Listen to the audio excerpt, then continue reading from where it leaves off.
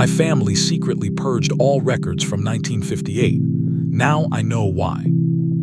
It started with a small, blue velvet box. There was no note attached to it, no return address on the cardboard shipping container, just my full name printed in neat, sterile, typewritten characters on the shipping label. Inside the velvet box sat a heavy, tarnished silver signet ring. The face of the ring was engraved with an intricate, circular crest. It looked like an eye enclosed within a series of interlocking geometric triangles. It belonged to my great-grandfather, a man who had vanished in the dense forests of northern Luzon back in the late 1950s. My family never spoke about him. Whenever his name came up during holiday dinners, my grandmother would immediately clear the table. Her face would go tight and pale. I didn't think much of it at first. I am a logistics coordinator for a shipping firm in the city. I deal with concrete facts, data sheets, and automated tracking schedules. I do not have time for old family ghost stories or historical superstitions. I slipped the ring onto my right ring finger. It fit perfectly, almost too perfectly. The metal felt cold, shockingly cold, against my skin. It didn't warm up even after I had been wearing it for over an hour. That was the first day. The second day brought the first real clue that something was shifting in my environment. I was sitting at my desk in my apartment, reviewing a container manifest on my dual monitors. The room was completely quiet except for the steady hum of the air conditioning unit. I reached down to grab my coffee mug. As my hand crossed the path of the desk lamp, I noticed the shadow. The shadow of my hand on the white wall wasn't moving in perfect synchronization with my physical fingers. When I opened my palm, the shadow stayed closed for a fraction of a second longer. It was a tiny delay, a microscopic lag in reality. I froze. I closed my hand into a fist. This time, the shadow matched my movement perfectly. I let out a long breath, rubbing my eyes. I blamed it on eye strain. I had been staring at the white pixels of the spreadsheet for nearly 9 hours straight. Your mind can play tricks on you when you are exhausted. Around 9 o'clock that evening, my cousin Julian texted me. Our text conversation was usually casual, mostly about basketball or family gatherings. "Hey man, did you receive that package from the lawyers today?" I typed back with my right hand, the heavy silver ring clicking against the glass screen of my phone. "Yeah, the blue box, the silver ring." It took him 3 minutes to reply. "Do not put it on, Arthur. Our Uncle Marcel told me about it before he died in the sanitarium last year. He said the ring is a placeholder. It keeps the line open." I stared at the screen. I smiled a little, though the air in my living room suddenly felt a bit thinner. Too late. I am already wearing it. It fits perfectly. Why are you guys always so dramatic about the old family history? Julian didn't text back for a long time. When his message finally appeared, it was short. "Check the inside band of the metal, see if there are numbers." I took the phone in my left hand and tried to pull the ring off my right finger. It wouldn't move. The skin around the knuckle had swollen slightly, a localized reaction to the metal, or maybe just the heat of the night. I turned on the flashlight feature on my phone and held my hand close to my face, peering down into the tiny gap between the silver band and my flesh. There were no numbers, but there were tiny, microscopic ridges carved into the inner lining of the silver. They didn't look like decorative patterns. They looked like thousands of tiny, sharp, metallic teeth pressing deeply into the pores of my skin. I sat down on my sofa. The silence in the apartment felt different now. It wasn't the peaceful quiet of a late evening. It was a tense, watchful silence. The sound of the air conditioning seemed to drop in pitch, becoming a low, guttural rattle deep inside the wall vents. Clicking. A sound came from the master bedroom. It was a soft, dull sound, like a heavy leather shoe stepping onto the parquet flooring. I stood up, my muscles tense. "Hello," I called out. My voice sounded flat, empty. I walked toward the bedroom door. holding my phone out like a weapon. The room was empty. The curtains were drawn tight against the city lights outside. Nothing was out of place, except for my smart watch. It was sitting on the nightstand, charging on its magnetic dock. The green optical sensor on the back of the watch was pulsing with a bright, frantic rhythm. It wasn't sitting flat against the plastic base. It was vibrating, hovering a millimeter off the surface as if some internal frequency was destabilizing the battery. I picked it up. The screen woke up instantly. It showed an alert notification from the health application. Heart rate anomaly detected during sleep cycle. 300 beats per minute at 3:14 a.m. I looked at the date of the log. It was from last night, but last night, I hadn't been wearing the watch. I had left it on the kitchen counter while I washed the dishes. I checked the raw data log. The application had recorded a full 8 hours of biometric data, including deep sleep patterns, oxygen saturation, and body temperature. The temperature log showed a steady decline throughout the night, bottoming out at 31 degrees Celsius. That is the body temperature of a corpse. I deleted the log. My fingers were cold. I told myself it was a software glitch, an old firmware update causing the sensor to misread the air density or the plastic surface of the table. There was an explanation. There was always a logical, technical explanation. I went back to the living room and turned on every single light.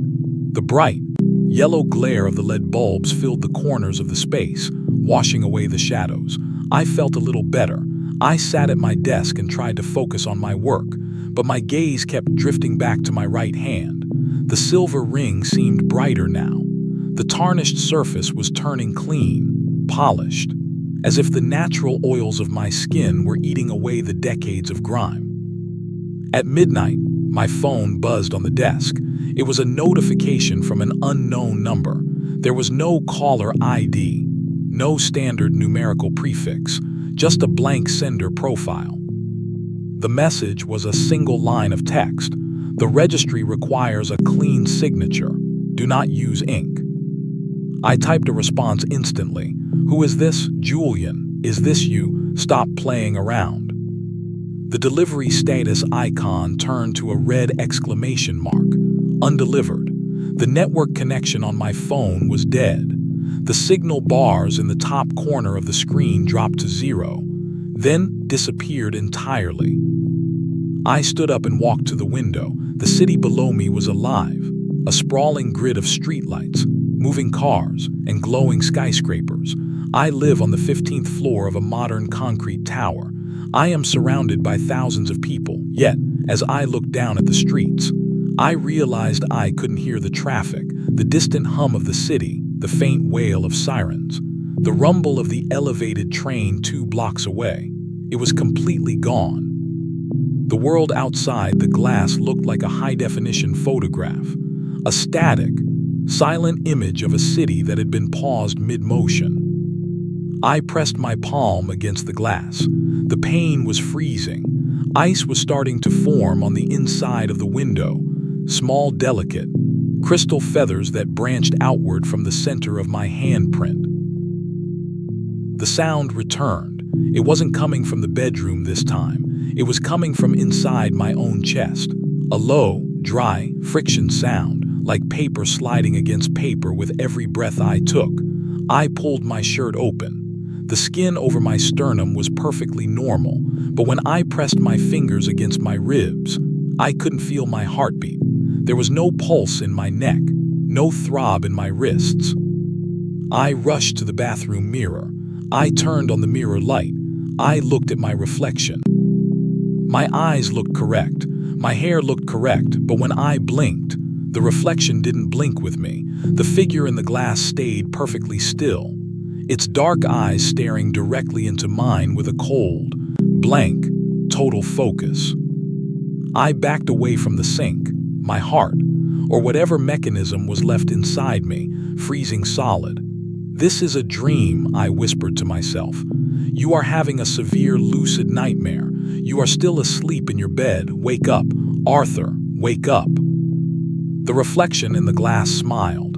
It didn't use my normal smile. Its mouth opened too wide, the corners of the lips stretching back toward the ears, revealing the pink, wet tissue of the inner cheek. It raised its right hand. It was wearing the silver signet ring. "The line is open, Arthur," the reflection said. The sound didn't come from the bathroom air. It came from inside my own ear canals, a deep, resonant whisper that vibrated through the bones of my skull. "Your great-grandfather spent 40 years in the mountains trying to find a way to break the registry. He failed. Your Uncle Marcel thought the sanitarium walls would insulate him. He failed. The blood always returns to the mold." I turned around and bolted out of the bathroom. I grabbed the front door handle of my apartment. I twisted it. It turned smoothly. I pulled the door open, expecting to see the bright, tiled hallway of my building, the elevator doors, the emergency exit signs. There was no hallway. Outside my door, stretching out into an absolute, infinite, black void, was a dense, dark forest. The smell hit me instantly. It was the smell of damp earth, rotting leaves, and old, wild, undisturbed vegetation. The air was thick with mist. Through the white fog, I could see the massive, twisted trunks of ancient trees, their bark dark and wet with rain. I slammed the door shut. I turned the deadbolt. I leaned my back against the wood, my breath coming in short, ragged, silent gasps. My phone vibrated in my pocket. I pulled it out. The screen was cracked now, a series of deep, jagged fissures running across the glass matrix. A new message had arrived from the unknown sender. "The third generation is the harvest. Thank you for signing." I looked down at my right hand. The silver ring was no longer visible. It had sunk entirely beneath the surface of my skin. The skin of my finger had grown over the silver band, sealing it inside the flesh. The intricate, circular crest of the eye and the triangles was now printed directly onto the surface of my skin. A dark, gray, bruised mark that looked like an old tattoo. As I watched, the bruise began to spread. It crawled up the length of my finger, crossed my knuckle, and began to map out the veins of my hand in thick, black, ink-like lines. Click and click and click. The sound of a mechanical keyboard started up inside my kitchen. It was fast, rhythmic, a steady, automated typing pattern that filled the small, enclosed apartment. I walked into the kitchen like a man in a trance. My legs didn't feel like my own anymore. They moved with a heavy, mechanical precision, their joints stiff and unyielding. Sitting at my kitchen table was a figure. It was wearing my winter jacket. It had my exact build. Its back was turned toward me as it typed furiously on an old, rusted, iron typewriter that shouldn't have been there. The paper inside the roller was a long, continuous scroll of yellowed, parchment paper. The figure stopped typing. It didn't turn around. "You think you are the one who inherited the curse, Arthur," the figure said, using my voice, my exact accent, my exact tone. "But you are mistaken. You didn't inherit anything." The figure slowly turned its head around. It turned a full 180 degrees, the neck bones cracking with a loud, wet, splintering sound. The face was entirely blank. It had no eyes, no nose, no mouth. It was just a smooth, featureless, pale surface of skin. But in the center of the blank face, where the features should have been, was my own driver's license photo, printed directly onto the flesh like a cheap digital transfer. The man named Arthur died in the mountains of northern Luzon in 1958, the blank figure whispered from the typewriter. The entity needed 68 years to compile his memories from the old shipping logs and family letters, trying to build a stable projection. You aren't the grandson, Arthur. You are the ledger. You are just the record of what he lost.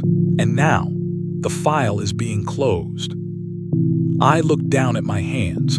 The black lines had covered my arms entirely now. My skin was no longer solid. It was breaking down into raw, black, Text characters, millions of lowercase letters that were detaching from my bones and floating upward into the cold, stagnant air of the room. I didn't try to run this time. I walked over to the kitchen table, sat down in the empty chair next to the figure, and reached my fading fingers out toward the keys of the iron typewriter.